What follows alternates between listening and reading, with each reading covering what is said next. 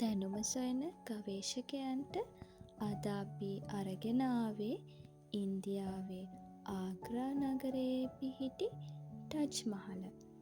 ලෝකයේ අතිශය සුන්දරම ස්මාරකයක් ලෙස හැඳින්වෙන මෙය 1632 වසරේදී මූගල් අධිරාජයා වූ ෂාජහාන් තම බිරිඳ මුම්තාස් මහල්ගේ මතකය සඳහා ඉදිකර තිබෙනවා.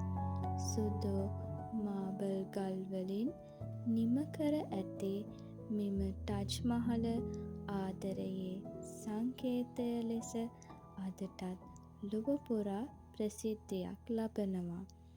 මෙම ටජ් මහල තනවනු ලැබුවේ මුම්තාස් මහල්ගේ සොහොන වෙනුවෙනි. සූර්යා උදයවේදී සහ බැස යාමේදී මෙහි වර්ණ වෙනස් වීමක් දැකගත හැකි බව බොහෝ දෙනා පවසයි. මෙයද ටජ් මහලේ අලංකාරය තව වැඩි කරයි.